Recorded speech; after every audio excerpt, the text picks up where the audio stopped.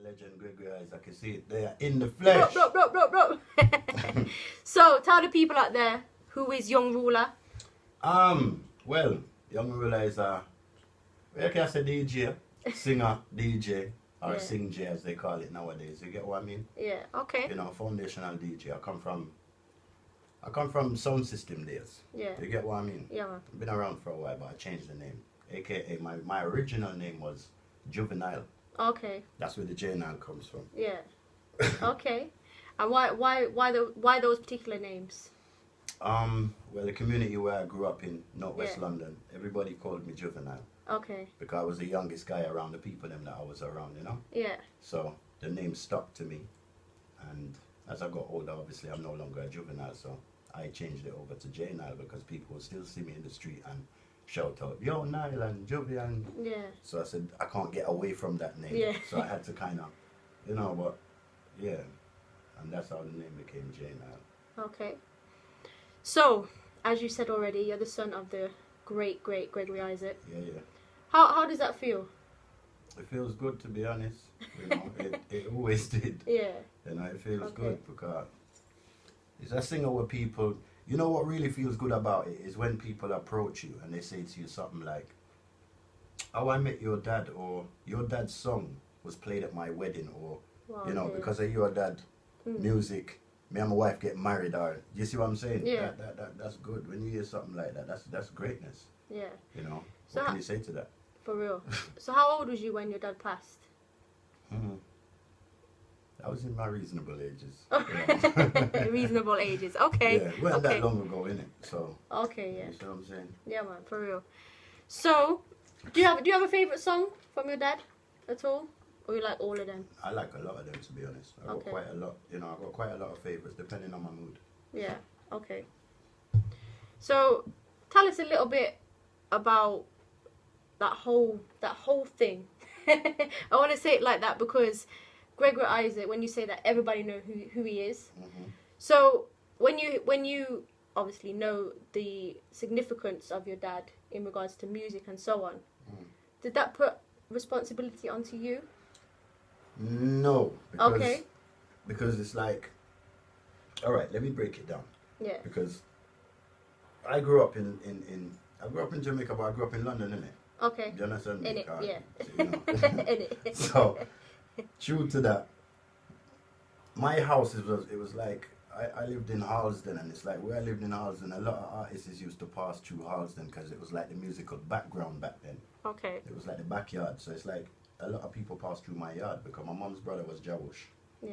So we had Jawush in the house, and then you had my father that would come Yeah. when he's in the country and so forth.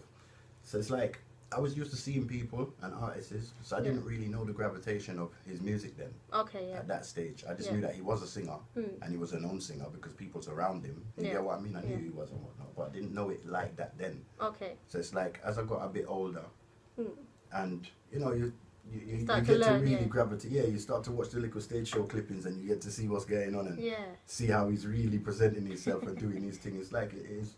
You get. I wouldn't even put it down to. It never made me feel different when I'm dealing with him Okay. or approaching him. That would never change. Me and him was always the same in that respect. But you have more of a respect Okay. in the sense of, you know, because I'm seeing his job. Yeah. Before I didn't really know the job. I Okay. just knew that he was involved in music, but seeing the job and watching it on the videotapes, because back then it was videotapes, watching it on the videotapes and stuff and seeing it, you know, you appreciate it more and seeing it with Dennis Brown and the rest of them doing what they're doing. Yeah. You know, but I took it easy, I suppose. Yeah. I took Just it, relax. yeah, relaxed. That's it. It's just like now when I see artists, it's because I'm used to dealing with people and having them around me. Yeah. I don't know. I'm not saying it like certain artists are starstruck or something, but a lot of the time, artists would more run to want to take a picture. Okay. Yeah. I don't really do that. Mm. Do you see what I'm saying? Yeah. It's not really in my persona to do something like that. I'm not saying that I wouldn't take a picture, but I ain't gonna say to them, yo, Bounty, come here and take a picture now. You get what I mean? I'm not really like that. Okay. I'm more chill and just relax because, in my sense, I'm supposed to see you again. Yeah. Me and you're supposed to be in the same environment again. Yeah. With somebody else, more than likely, I'll take that picture then. Yeah. Okay. Yeah, man. So, what are some of the memories? So you talked about your dad, always being around people and so on. Yeah. Is there a specific memory that you have of your dad, or is there many memories that you have that you can share? There's loads of memories, you know. Yeah.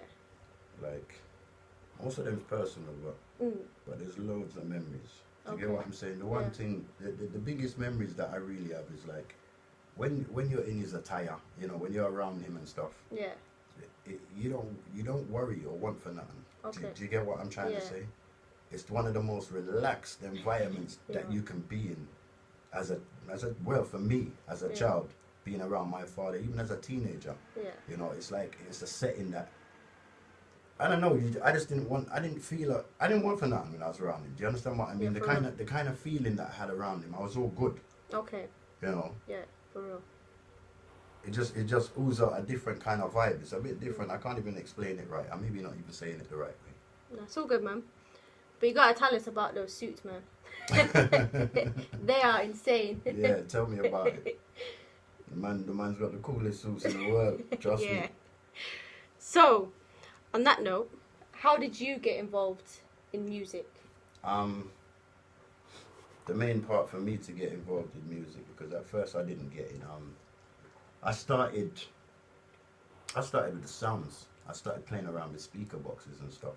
I wanted to learn how to wire up the sound. Yeah. That's what I wanted to do, really. Yeah. And, you know, like mix and stuff. Yeah. Turn buttons. Play around with echo chambers and stuff. That's what I really wanted to do back then. And it's like, you know, I got into that. I blew a couple speakers in the house by plugging them directly into the wall like an idiot. Not knowing what I'm doing. You get what I mean? Until you learn and you grow from there. And it's like, I started writing a couple lyrics. I didn't think they were any good. And I don't know, people like my voice. Yeah. Then I didn't think my lyrics was any good though, but people like my voice then. And I ended up with same Gappy ranks that what people know. Okay, yeah. But Gappy grew up in the same community as me as well, and along with a couple of others. And we had a little sound that we started called Corruption. Yeah. With you have a DJ named PKG that plays on radio as well. Okay. Yeah. Surely B and them used to be around the area, but we started that little sound there, and then from that little sound, I'm more propelled from there. Okay. And I ended up on Vigilante around Starkey Banton them and you know, Titler Banton and so forth, and Governor Tiggy. And then Starkey took me to Java. Okay. And it's when he took me to Java now, and I started DJing on Java. I started to take it more serious because I ended up on a big sound. Yeah. Going around the country and stuff, and I ended up even coming up here in Coventry. Okay. Wow. Back to your roots, eh? You know. So being on a sound, what did it teach you? Being on the sound taught me everything. Okay. I believe, like, all right, in music here now, it's like saying, I'm gonna break it down in a way where you got a lot of artists now that's popular. Yeah. And they got popular very quick. Yeah. Yeah, because they've started their career in the era of internet. Yeah. And they understand the internet. Okay. And they understand how to work and to deal with the internet. So they become popular very quick. Yeah. Yeah. But then you will have certain artists that's been around for a while. Yeah. That's good. But they don't know how to deal with the new technologies and the dynamics of how things has become. You see me? So it's like this is how the thing is kind of set, you know. Yeah, anyway. Wow. Before I start going on, you get me? That's all good, so good. So, you've gone onto Java Sound. I went onto Java Sound. Yeah. And I didn't know anything about recording back then. Okay. It was just, I wanted to just be on the sound. This is what I was really saying a minute ago. I really just wanted to be on the sound and just to be part of the sound. I used to like the sound, the sound life. Okay. Traveling with a speaker box, then taking them out the van, setting up. Yeah. You know, early testing out the set before anybody even turns up and stuff, and just being in the area and stuff, and just being part of the sound. And then getting the mic and being able to chant the mic and whatnot, and you know, flip over the track, they put it on the B side. Yeah. And then you're just doing what you're doing. I used to like that vibe. Okay. But what I was getting to a minute ago, where I was saying about people and the successes, is that I wasn't a stage artist. Okay. I was a dancehall artist. Yeah. So I'm used to DJing behind the set, and you know, I'm just calling, come in my youth, and give you the mic, and you take the mic, and you got the, you know, the selector there, I play a tune, and you have the man to mix it on. I'm used to that, innit? So that's something that I bring forward even now. I suppose if people listen to my music now, they'll see that, yeah, we're in modern times, but the kind of music what I'm giving you is like back from then. Yeah. You know, so it's kind of, I'm trying to jog your mind. Like, you remember when dance used to stay like this? Yeah. Remember when we used to have them kind of funny? You get what I mean? Yeah, for sure. Because that's what's missing in music now, is what I think. Okay. And in going off that, what do you think of current dancehall now? I like current dancehall still. I'm not gonna say I don't like it. I do like it. I just don't like the derogative terms of how things has become for a person to actually, just to say, to do a song now, a person, in most cases, artists think that they have to get, not devious, but they have to talk as much derogative terms as they can in order to be recognized or noticed, which in some cases is true, because it's the listening ears in numbers of who's actually attracting to stuff quicker than stuff. But outside of that, the actual bigger picture is just a joke, isn't it? That's not what music's about. Yeah. You see what I mean? But you do have some good dancehall music, and you do have some good reggae, and you do have some good culture, and you do have some good, you know. Yeah, for real. Yeah. So, off the back of that, what are you thinking about the whole thing with Jack Yor? You must have seen the video. Yeah, I have. What do you think of that? And that's how should people react to Jack Yor, in your opinion? In my opinion, yeah, there's two ways of looking on that. Okay. You know, because you can take the speculative view and just say to yourself, how is he behaving like that? Why is he talking to people like that? Who does he think he is? Yeah. The other day he was in prison, so forth, X, Y, Z, without bringing it up. Yeah. Too deep. And now he's making money, he's going to behave like this, he didn't deserve it. That's one way of saying it. But then another sense is, I heard, who was it that made the video? I think it was Ricky Trooper. Okay. Made a video, and I watched the video and I listened to it, and there was certain things I didn't agree with, but there's certain things in it that I did. And this particular part, he said, like, say for instance, I was around, like how I deal with reggae promotions, and I'm around Sue Oliver and so forth, and you might have a link to Sue. You might tell Sue, say, look, I got £100 in and I wouldn't mind a Young Ruler track. Okay. And through me and Sue's flexing a certain way, Sue can approach me and say, look, I need that strength.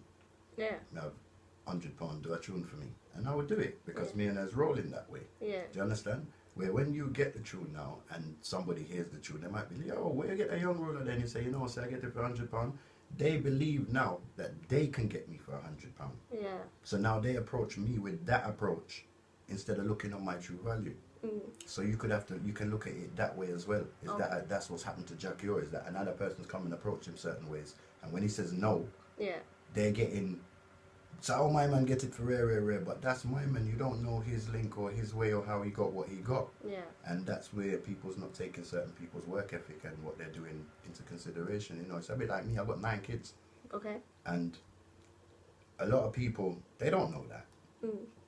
But a lot of people will want stuff from me, and yeah, man, like, well, tune some bad, yo, man, you want the two tune from me, not rare, but there's something behind it. You know, I've got to buy shoes for my kids, I've got to pay electric, I've got to find studio, I've got to do stuff. Yeah. But a lot of the time, people don't see that. You understand me? They just look at it as your good guys like son, and you have money, and you have link, and you have rare, because they make their own picture, they paint their own picture. Yeah. And with that, I could say, if I'm not a strong individual, and take it lightly, or not lightly, just take it with a pinch of salt, I could blow off, and by blowing up, people will look at me that way. Yeah. And say, well, I'm today, you tell, I'm going to go and father rare. And it's not that, it's people's not approaching you the right way. Yeah. You know? Sure. So there's different ways of looking on Jack Hill's situation, but I didn't really like how he dealt with it, and him airing himself out like that online, because he made himself look stupid. Yeah, for sure. You know, as a big man. Definitely. So we're going to play one of your tracks, and then we're going to have some adverts, and then we're going to come back in again. All right. But this track, I like this track personally. So here we go. Well, I like all your tracks. We'll listen you till eternity. Yeah, we're back in. Young Ruler is still in the building. What are you saying? Yeah. So we spoke a little bit about your dad. We spoke a little bit about your music, etc. Tell us, what's going on clothing-wise? Well, we got a company Okay. I'm called Taylor Swift. Where we make bespoke clothing, and it's spelled Taylor as in Tailor, Yeah. not as in Taylor Swift like the singer. But yeah, so we make bespoke clothing, all kind of wear, casual wear, dress wear, underwear, all kind of wear. Yeah. And yeah, at the same time, I got a t-shirt business that we've been running for a while. Okay. Like the new regime stuff and Yeah. So the logos, the patterns, etc. How do you come up with them? What's behind it? just positiveness, I suppose. Okay. You know, I've been pushing out some of these images for a while. It's like there's a lot of people that I do their websites for them. Okay. A lot of artists I made their logo, Okay. and you know, like sound systems and businesses and yeah, Okay. you know, I made loads of people's like logo, like, and it's like, for instance, like with the printing stuff and that. I print for Tree of Life, them, Governor's Son, Black Brother's Son, Okay. you know, up and down the country. So it's like, A little bit of views everywhere. yeah, I do. I like media in it, so I'm into media Yeah. because I done graphic design at uni. I'm into media, so I like making CD covers and doing T-shirts and stuff like that, and Okay. working with screen prints and you know inks and Those kind of things. yeah. Wow. Okay. So we spoke a little bit during the ad break there, but what is it you would say to young people that want to get into music? It's hard. Don't do it. No, I'm joking. Wow. No, it is hard, but I'd say for young people getting into music, enjoy it, innit? Okay. That's the first and most important thing, I suppose, is to enjoy it. I think not everyone, but a lot of people, most people take it too serious. You know, everyone's out. It's always, I'm sorry, I'm out to make good music. Yeah, but my music's got messages in them, so I'm not actually looking for a hit, you know. Okay. Per se, I'm not looking for a hit like in a financial aspect. I'm looking for my music to gravitate and actually to reach to people. Yeah. Where in each individual has got a different message to them. Okay. You know, they got their own personal piece that they take out of it, or reference they use, or something that reflects back to what they do, or you know, something that they see that they didn't understand before. Something. There's something in it for them, and that's what my music is about. You get what I mean? So it's like with me, it's like a lot of people see me and say to me, "How come I ain't heard of you? How come you ain't boss yet? And how come you ain't this and that?" I've been around for a while. I've been doing things for a while, you know, because I make clothes, I do videos, I make rhythms, I produce artists, I do websites, like what I just said, you know. It's like, with things like that. So I've been keeping myself busy. But as a filmmaker would have said, you've only got a certain lifespan in front of the camera. Yeah. You could be old, grey and walking with 6 walking sticks behind the camera and still get the productions going. And that's the reason why I do all of the other things I do. Okay. So then that way I can still keep doing what I'm doing up until when I can't do it no more. Yeah. Okay. But my message is to just enjoy it, really. You know, if there's no enjoyment in it, you become enslaved to it. Yeah. And you take it too personal when another artist does a good song. Yeah. You know what I mean? If you're A not competition. enjoying it. Yeah. Yeah. And on that note, so you probably heard about the Grammys. Yeah. And there was obviously 5 artists nominated. But in particular, people were talking a lot about Damian Marley and Chronixx. And of course, big shout out to Damian Marley. He won it with Stony Hill. But there was a lot of Chronixx should have won it. Yeah. So with There was a chronology. lot of that, yeah. So I want to know what you think about it. All right, me personally, I say the two of them is very good artists. Yeah. You know, I respect and rate the two of them, musically and as individual. But I think, from my perspective, Yeah. work ethic wise, and to the production, that's just from my perspective. I like Chronixx's team. Yeah. Okay. What Chronixx has put together there, I like more. Okay. Do you understand what I'm trying to say? So, from my perspective, I would have more want to see Chronixx get it. Yeah.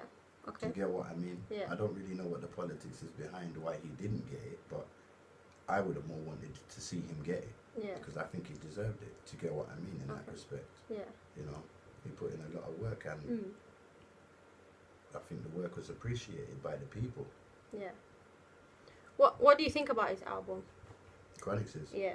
And his messages behind it. Chronix's album's through the roof. Yeah. Chronix's album's through the roof. I was listening to a couple of tunes down to yesterday. I listen to Chronix nearly every day. Yeah. You know. Okay. Yeah, that's a known fact. I listen to Chronix nearly every day. I listen to Kibaka Pyramid and that nearly every day. Yeah. You know, Kibaka Pyramid's like one of my artists in my. Yeah.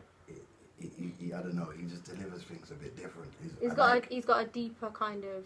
He's got a really deeper meds. You know, I like the equation that he's on, and I can work with that.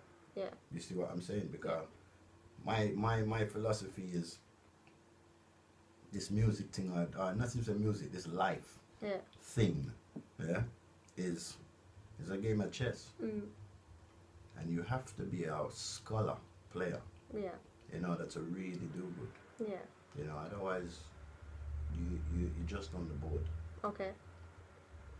You see what I mean? You're not actually a key player on the board, or a key piece I should say on the board. You're just on the board. Yeah. You're just a pawn on the board. And that's how I look at it. It's his life is like it's a chess game, and you have to learn how to play big people chess.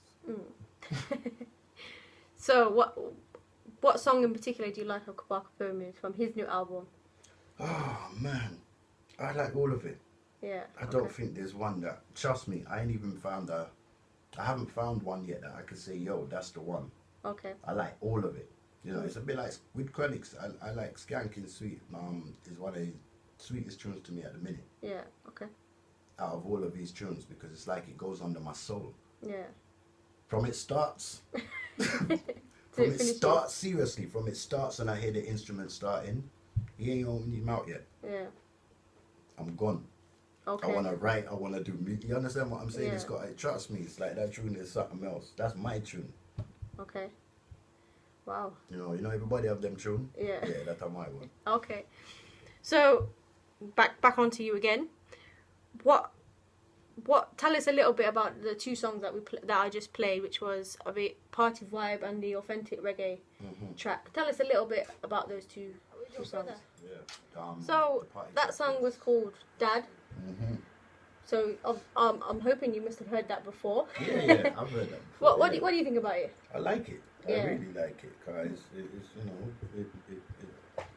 it is what it is, isn't it? It says what it says on the tin. Yeah. You know those ones? Yeah. For real. So tell us then. Tell us. When you're going from the UK to Jamaica to wherever else you go, and so on, what is it you take, or what do you look for in a rhythm or music for yourself? What is it that really snaps out to you and you say, I've got to have that, or I've got to do it on that track? Something that's different. Okay. You know? Yeah. It's like, well, you got a lot of the rhythms that go around and so forth. I could get on a lot of them, to be honest. But I want to do something different. This is why I like Chronix. Yeah. Because Chronix tries stuff that, someone might think about doing, but because their career ain't in that avenue, or they've never done a rhythm like that before, or whatever, they're scared that their crowd ain't gonna accept it. But they're not seeing to themselves that they're the ones who's setting the stage for the crowd. Yeah. Hence, they're an entertainer. If they look at the terminology of entertainer, it's to entertain. To entertain is to detain. In order to detain someone, you need to entertain them. Yeah. You get what I mean?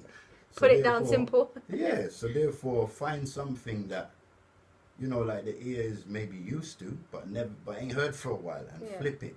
Okay. You see what I mean? So you might take a couple sounds that the ear knows. You've heard it like 20 years ago or 10 years ago, and you put it into something else now, where they're like, wait, I know that sound, but they just can't put their finger on it, but they like it. Yeah.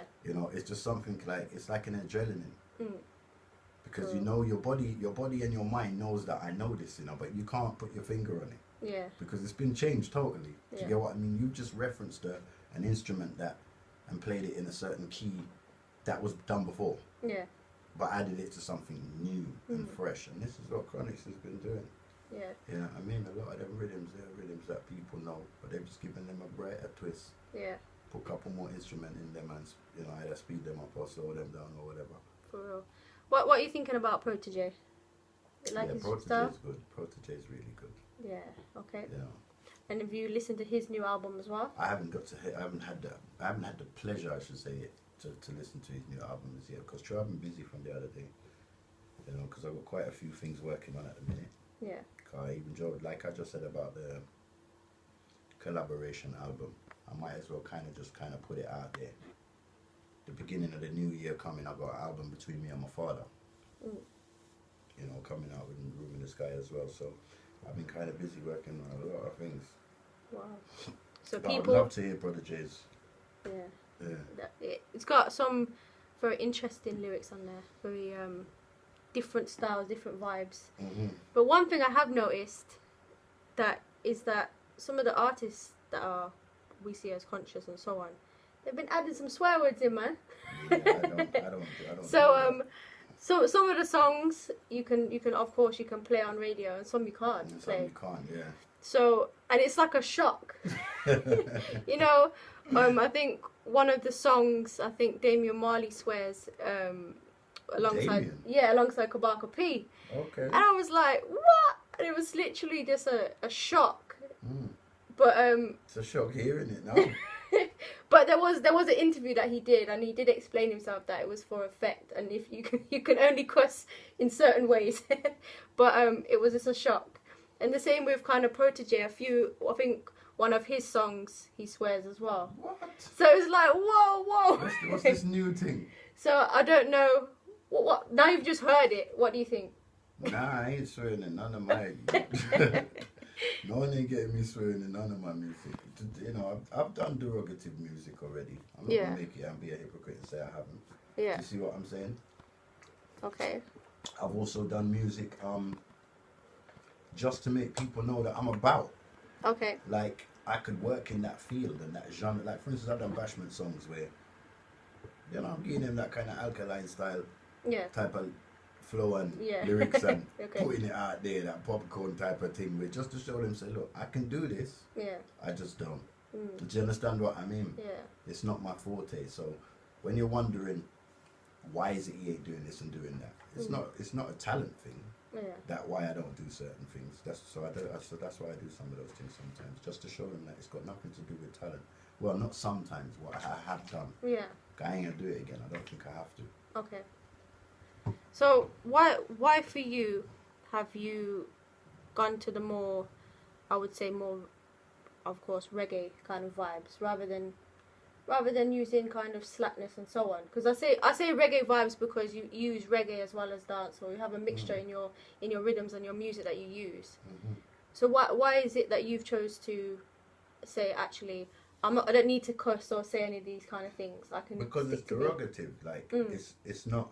In the first place, when I was cussing and I was doing what I was doing in certain tunes, that it wasn't because I wanted to. Yeah. It's because that's what people were buying into. Okay. But then whilst they're buying into it, I'm buying into the same rubbish. Yeah. By delivering it. Yeah. You get what I mean? So now you become the vessel that's giving them the ammunition for them to be worse.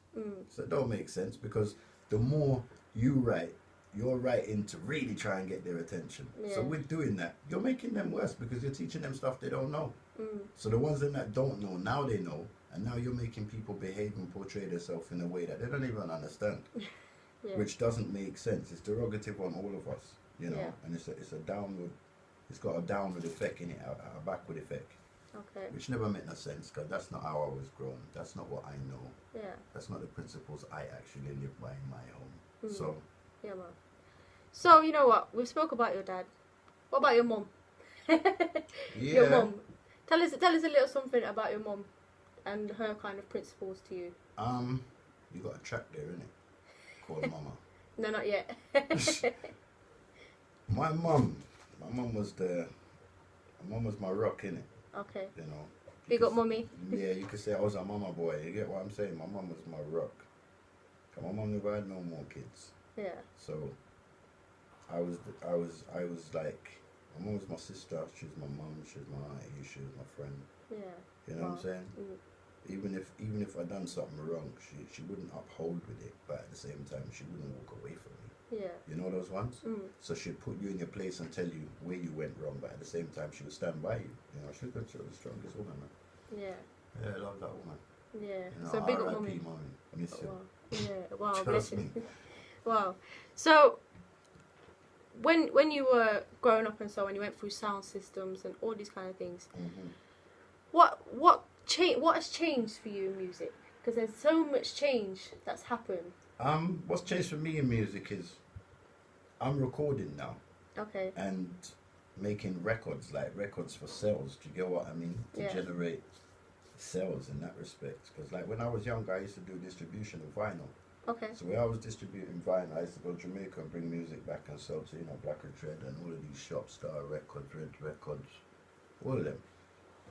And then I think music business was a bit different. You know, now like the internet's got involved.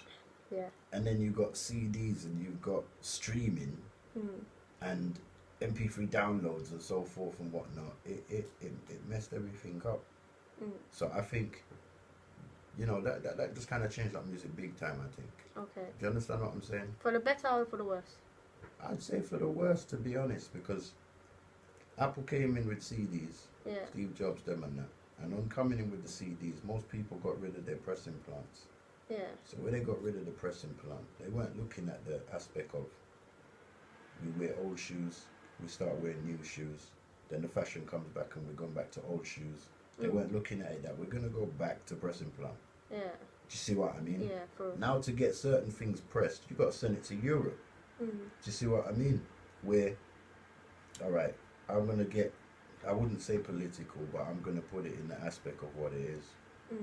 Every genre of music has the necessary equipments, policies, people, and everything around it. Reggae music's been stripped. In the sense of, you can find from the oldest reggae song to the newest reggae song online for free. Go try that with Stevie Wonder. Yeah. True. Just as one example. Do you understand? Go try that with Lionel Richie. It doesn't work that way. But because of the way they've stripped down reggae music, it doesn't matter who it is. Jackie Might or anyone, it doesn't matter. You get that online for nothing. Little John, it doesn't matter. You know, this is how they've got it, because we've, how can I put it, opened up, let the reins go. Do you get what I mean? And that comes back to selling off the pressing plants. Because if you kept the pressing plants, you'd still haven't. Look at Trojan Records online. To buy Trojan Records, nearly £45. Yeah? To buy a t-shirt from Trojan's nearly 50 quid. But try phoning them. You can't speak to anyone. Yeah. Do you see what I'm trying to say? So we could have been running that same thing, doing what we're doing. If we had the pressing plants, they wouldn't be exclusive like that.